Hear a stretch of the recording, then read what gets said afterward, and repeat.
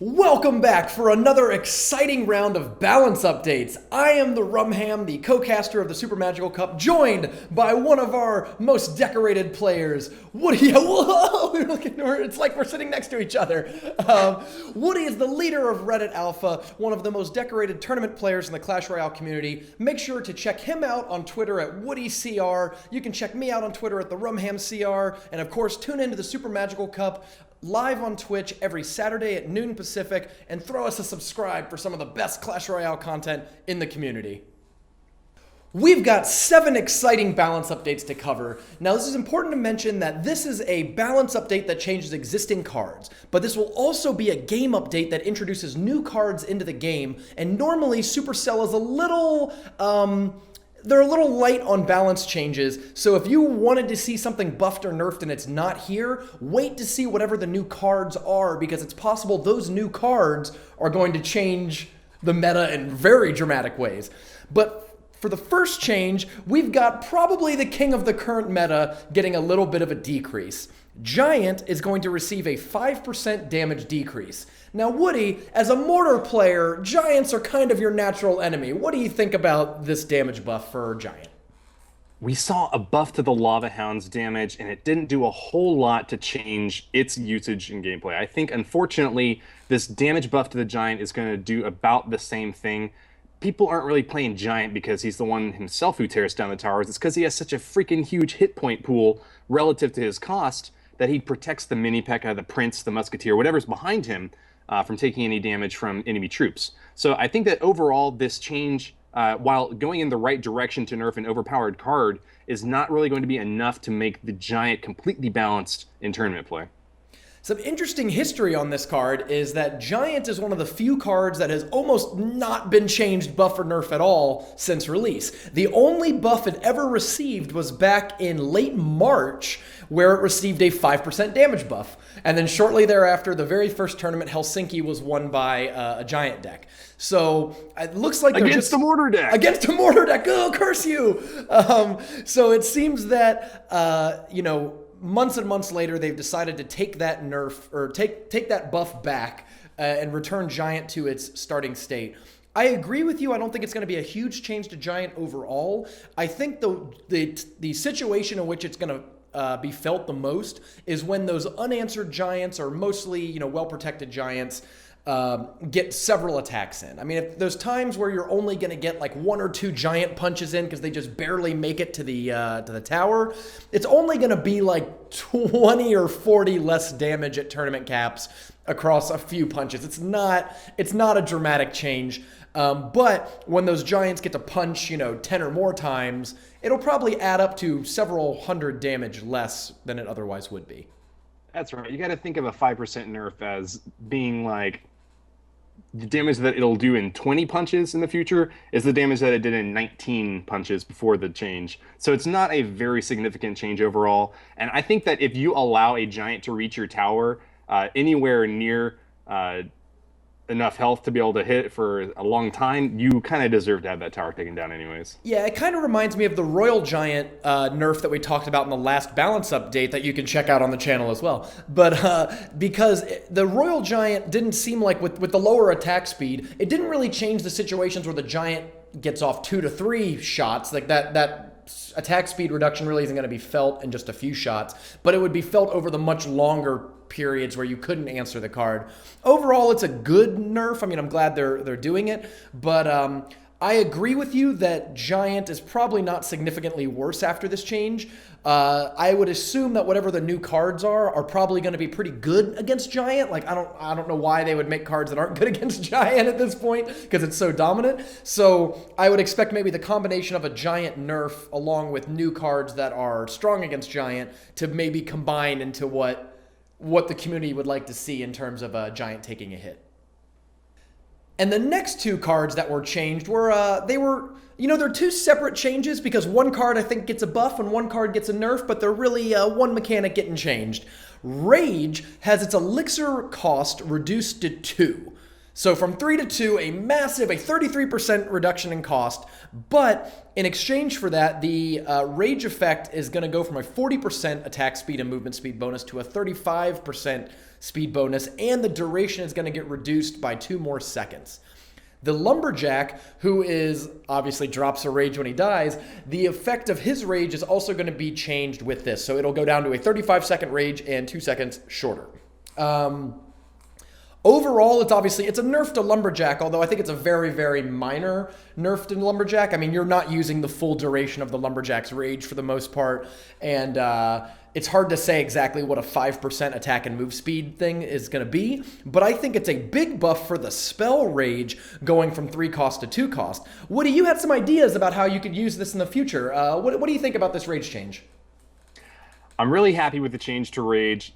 Reducing the cost from 3 to 2 is going to make it a lot easier to add on the spell to an otherwise limp push. If you're running out of steam reaching the tower, but you can throw a rage down on there for only 2 elixir, I think that that'll be a big improvement. You know, rage used to only have a 35% attack speed and run speed increase. They increased it to 40% to try to balance it. That wasn't enough, and so I think reducing it down to 3 from 3 rather to 2 elixir will be a big improvement for the rage spell. We still may not see it too often. I think that it's a card that you can rarely get value from, so it might burn a hole in a lot of players' hands. But the fact that it's only 2 now makes it a little bit easier to cycle through it, to play it in the optimal circumstance, probably as a surprise. You may see players playing rage only once or twice in the entire match, but at the time that they do play it, they'll get a lot of value out of it by surprising their opponent, making them think that one interaction is going to go one way. You know, the mini P.E.K.K.A. is just going to go a little bit too slow to reach the tower. Oh, no, surprise, it's getting 2 swings in there.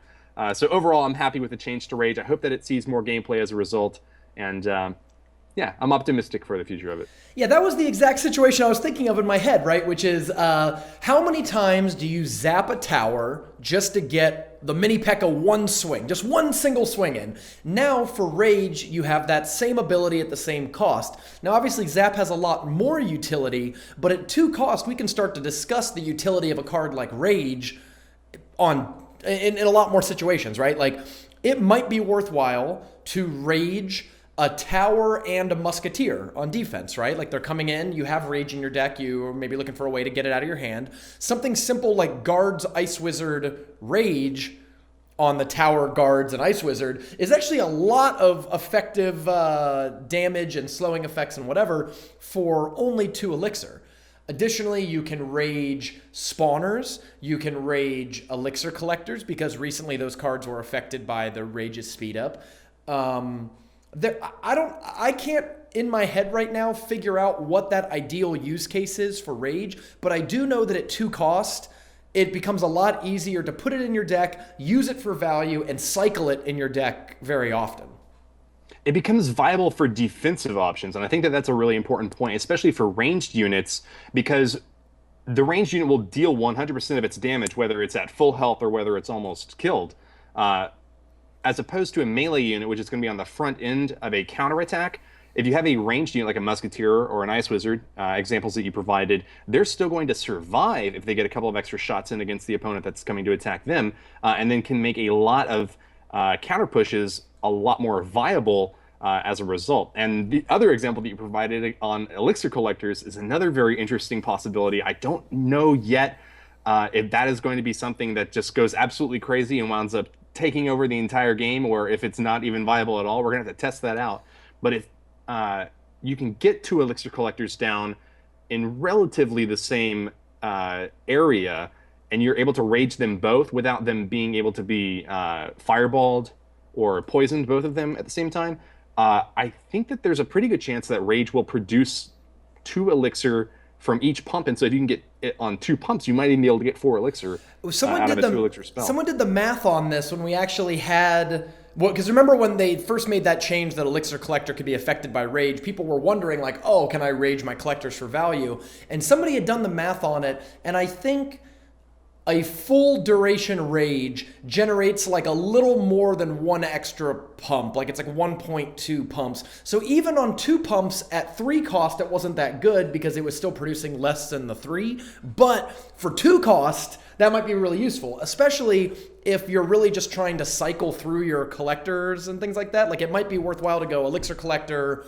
Skeletons, Ice Spirit, whatever, another collector, and then you can rage to try to get back to your pump card again while also generating more elixir faster. So yeah, I'm not sure. I'm with you that I'm optimistic. There's a lot of cool uses. I'm just not sure what those uses are right now. I think you're going to see a lot more defensive rages. If you're raging those pumps, you're also raging the tower in a lot of cases, and so that can help take out some sort of small pushes that you might see.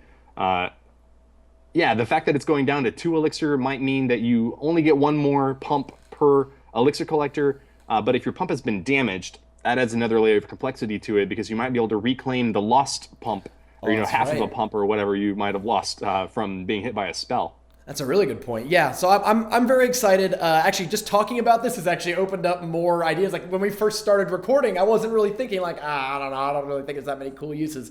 But you're right. Like there's a lot of cool stuff here. So we'll have to see.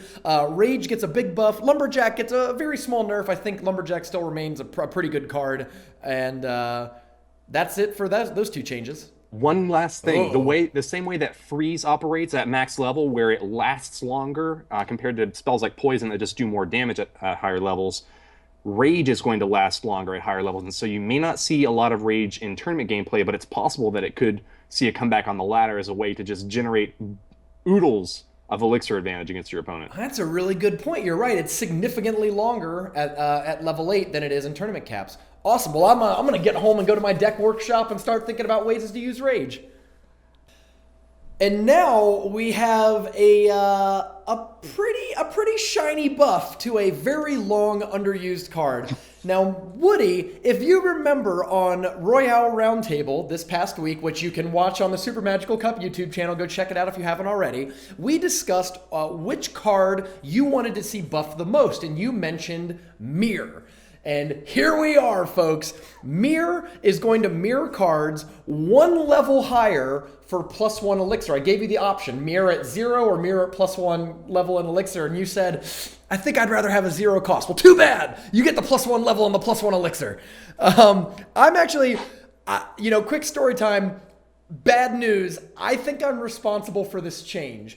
Every once in a while in the middle of the night, I send Tim from Supercell like ideas for balance changes. And the last time we did a balance change, I had sent him a message that was like, you know what would be cool? If Lumberjack attacked at like 0.6 attack speed, but like still 1-hit goblins. And then Lumberjack got really fast. So I don't know if that was my fault or not, but I'm pretty sure this one was my fault because I had said Mirror should do +1 level and +1 elixir, and here we are. I'm really excited for this change. I think in tournaments, it's going to be it's a totally interesting new card because it's the first time that you will be able to make cards above tournament cap within tournaments. Woody, what ideas do you have for this new +1 level version of Mirror? This change is completely nuts. I said that I wanted to buff to Mirror. I didn't know what I was getting myself into here. Causing cards to be a higher level changes the way that troops and spells will interact entirely. Everyone who's on ladder and plays with underleveled cards or overleveled cards knows that you can get a lot of different high-level value interactions by using cards that are of a different level. So one big example that we discussed earlier was the fact that goblins now will be level 10 and won't be 2-shot by enemy towers. That means you can spend 5 elixir, send 2 goblins in to support, or rather 2 elixir goblins in to support a defense on one side, then send 3 elixir goblins in to go directly for your opponent's tower. A very cheap investment. They go extremely fast. You'll catch them off guard all the time. They won't die to zap. They take 3 hits to get killed from the tower. It's going to be nuts. People are going to be playing Goblin Mirror a lot in tournament play. That's my prediction. That was the suggestion in my drunk message. Like you got to do it because goblins won't. They'll just be like guards. They'll be 3 cost, but they won't die to zap. But no, I'm excited for this change because I think that more than any other card that is being changed in this update, having Mirror as a very viable tournament card allows you to have new archetypes that don't currently exist. There's a lot of cards that are good, except that if they have a counter to it, the card is terrible. But if you could then immediately recast it, it's better, right? So like Barbarians is a very common card right there. Like they fireball your barbs, and then you play a squad of level 10 barbs right after, and not only are they in real trouble because level 10 barbs are serious business, but they have that much of a harder time they don't have Fireball in their hand, and they're even tougher. There's also a lot of, I think, cool opportunities for cards like Fireball. There's a lot of decks that play Elixir Collector, Musketeer, Princess, etc., and they wait for you to use your Fireball or Poison, and then they play something you can't deal with. So being able to Fireball a Collector, and then they play 3 Musketeers because they think you don't have Fireball, and then you play a level 8 Fireball which kills all 3 Musketeers in one shot. It's just the dream. We're going to see GIFs of that on day 1 of this patch, I think.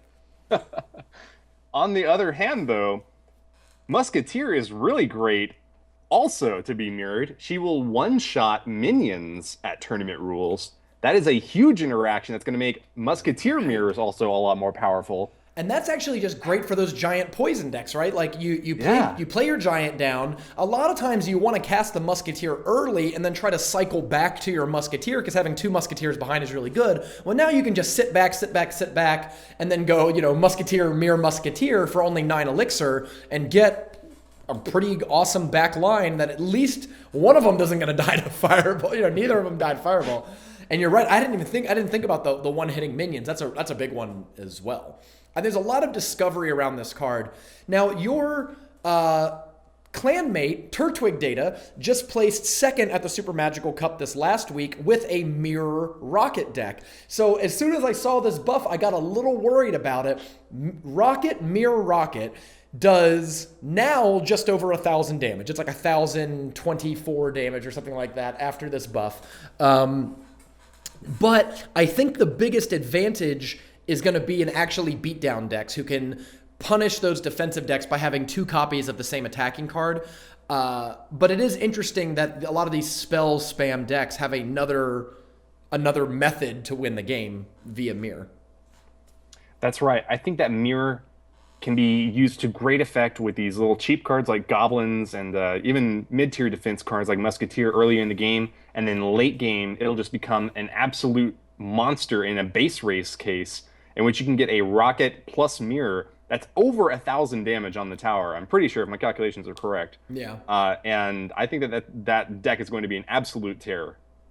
Yeah, not quite 1,000 damage. Actually, I take that back. Just a little bit under. Oh wait, no, actually it is. It's a little over. It's like 1,020 or something like that. It's really close because right now the rocket does 493. So 2 rockets back to back did just under 1,000, and with one of the rockets being 10% more damage, it's just a little over. The other thing that's interesting to me is buildings, right? You can Mirror Collector is not something you see very often, but if this Mirror control deck archetype becomes a real archetype, you might have to deal with Mirror Collector a little more often. Alternatively, you can mirror spawner buildings. The one that I'm really interested in is mirroring mortars. So you can actually either play a mortar on both lanes at the same time and force your opponent to like you can play mortar on the left lane, pause for a second, watch your opponent drop 7 elixir trying to counter it, and then you drop the mortar on the other lane. Or you could play a center defensive mortar and then very shortly after drop a mortar up by the river, and then you have the one defensive mortar covering his brother. May not be good. Too. Yeah, people were doing that with Royal Giants also. They would send in Royal Giant and protect it with a mortar. I'm not the biggest fan of whether or not that's possible. And I don't know. You're still weak against air attacks, obviously. Sure. Could work, though, and I will certainly be experimenting with that. I guarantee you. Yeah, absolutely. I mean, I think there's so many cool new interactions that open up with this. I can't wait to see it in the very first Super Magical Cup after this balanced update goes live. I want to see who is playing around with Mirror and who can come up with the coolest new mirror deck, and I'll even take some more mirror rockets. What do you think are the last thing to say about mirror? I think some of the best cards to mirror are actually the 3 cheap legendary cards.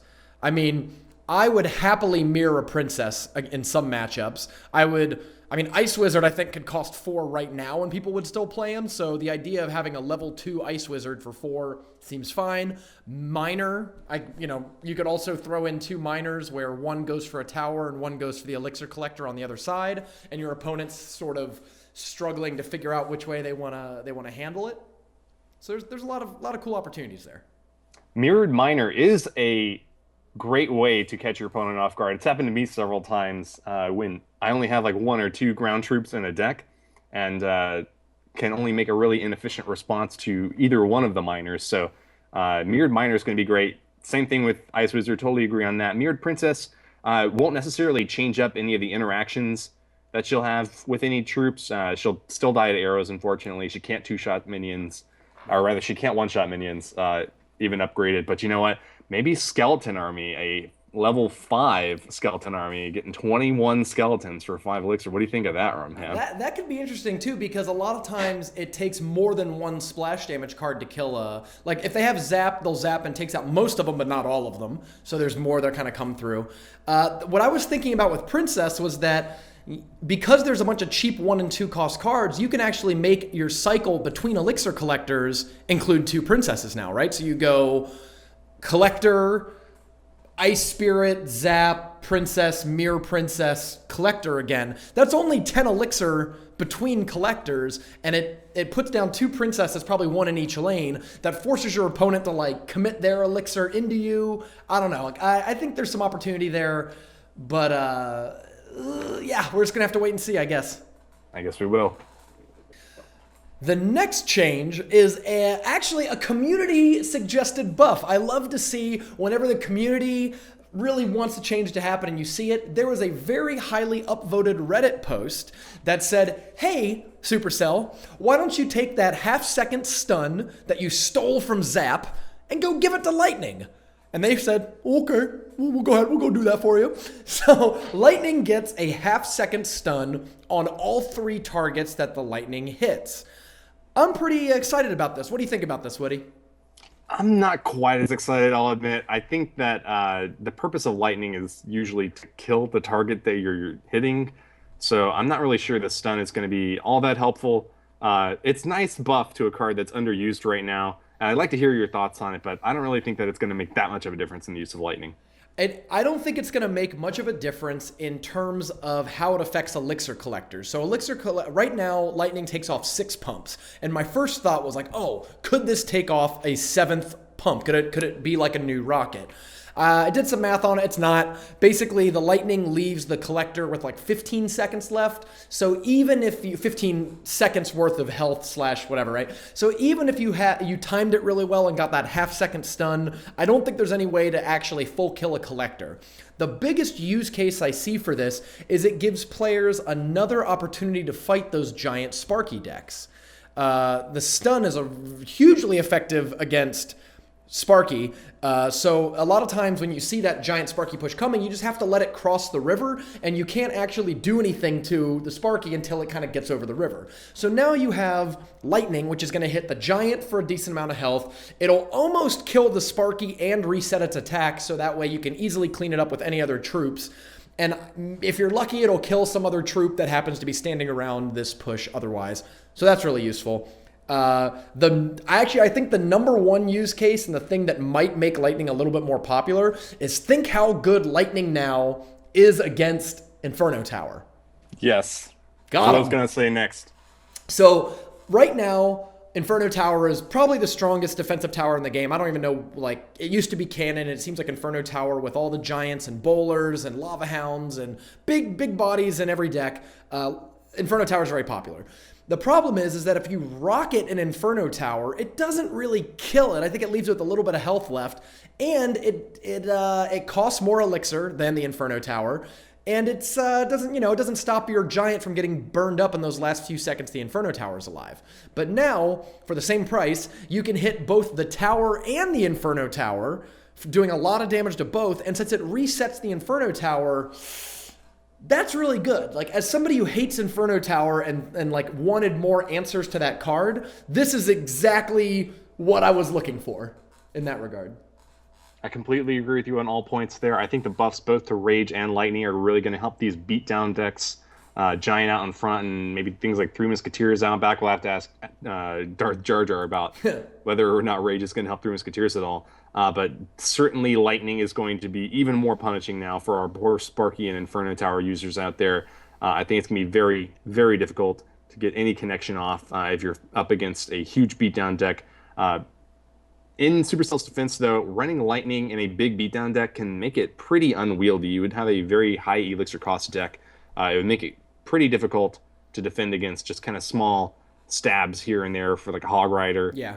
So I'm optimistic that the improvement to Lightning is going to remain balanced. I don't think that it's going to, or rather, it's going to improve the balancing of Lightning. I don't think that Lightning is going to be used a whole lot more. But maybe if we do see a lot of Inferno Tower or a lot of Sparky, Lightning will make a comeback. There are like Hog Rocket decks around, so maybe those Hog Rocket decks would rather play Lightning because it gives you an opportunity to do the Inferno Tower or the Elixir Collector. Final addition for Lightning, and this is also going to be true of the next balance update we talk about, is that Lightning now might be a reasonable thing to do to Prince charges. So if they have like a Prince and a Valkyrie, double Dark Prince, whatever, because of the stun, it'll stop their charge. So not only are you doing a lot of damage, but you're also preventing a lot of damage that would hit your tower. Kind of depends. It's very situational there, but I think there's a lot of good uses. I mean, we see how useful Zap Stun is. I'm sure people can find uses for Lightning Stun. I'm sure they will. That'll be quite difficult, though. You got to time it exactly correctly. Zap goes instantly the second that you play the spell, but Lightning kind of has a little wind up. You play it, and then it goes zap, zap, zap. So you got to make sure it hits the right units at the right time. If you give the Prince too much of an opportunity, he'll continue charging and hit your tower afterwards anyways. And if you hit it too late, of course, he'll already have reached the tower and will do a lot of damage. The next balance update comes to probably the most maligned legendary in the game. If you had to pick any legendary that people were sort of upset or disappointed to open in their packs, it's usually been the log. Now, this is the second balance update in a row that is going to improve the log, and this one I think is a pretty significant change. Knocks back all ground troops.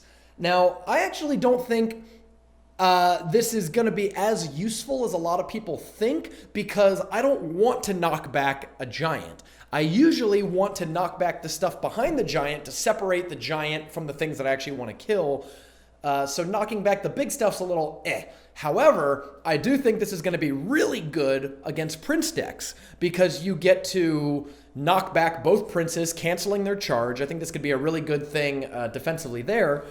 Do you have a lot of experience with the log, Woody? What do you think? What do you think about this log change?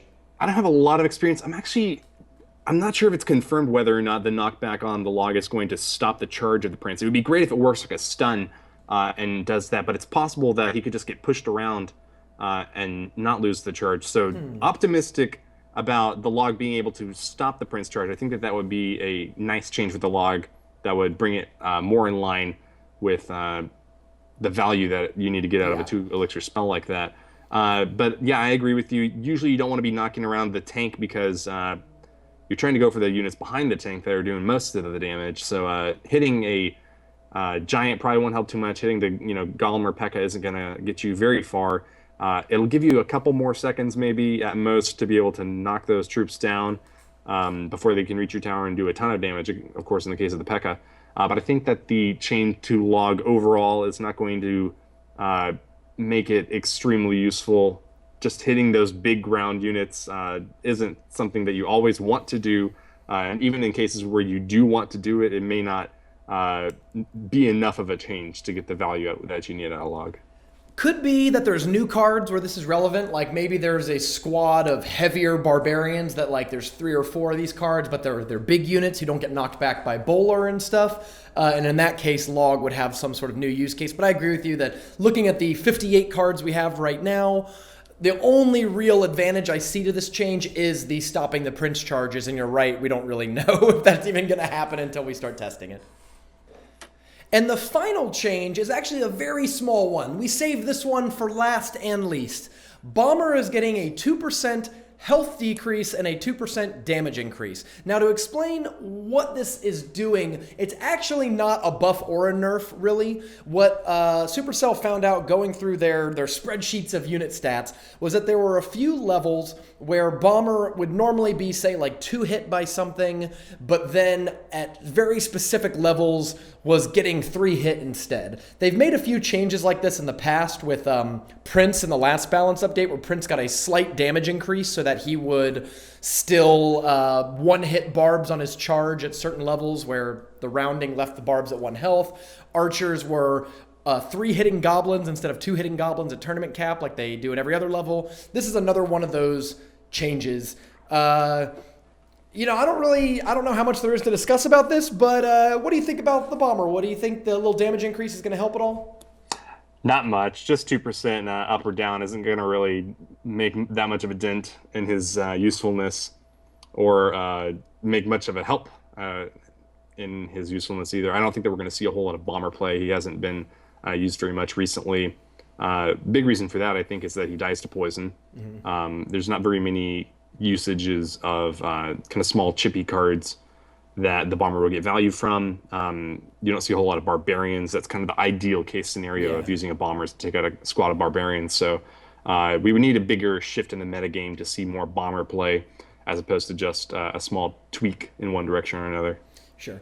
Yeah, well, hopefully this makes it a little smoother for Bomber players out there so they sort of, you know, their interactions are more consistent from level to level, but I agree. I'd like to see more of the little guy, because I'm pretty impressed with them whenever I play them, but you're right that the cards that you encounter on the ladder and in tournaments aren't really conducive to a lot of bombing. Well, that wraps it up for this balance update. Thank you very much for Woody for joining us. Make sure to check out Woody at WoodyCR on Twitter. Check out Reddit/CR Reddit Alpha if you want to find out more about the Reddit Alpha clan. And of course, tune in to his Twitch channel at WWoody123. All sorts of ways you can find Woody. We also have a featured Clasher playlist on our SuperMagicalCup YouTube channel where you can see every Woody tournament match, anytime he's been on a Royale roundtable, past balance updates, all that stuff. So go check that out on our YouTube channel. Make sure to subscribe. Got any parting words, Woody? Just want to thank you very much once again for inviting me to discuss the upcoming balance changes. It's a pleasure to join you here on your channel, and I thank you very much for giving the shout outs there to Reddit Alpha. Hope that all of you will follow me on Twitch and Twitter, and if you're interested in watching any high-level mortar gameplay, that is my expertise. All right, well, tune in next time, and we'll see you at the next balance update.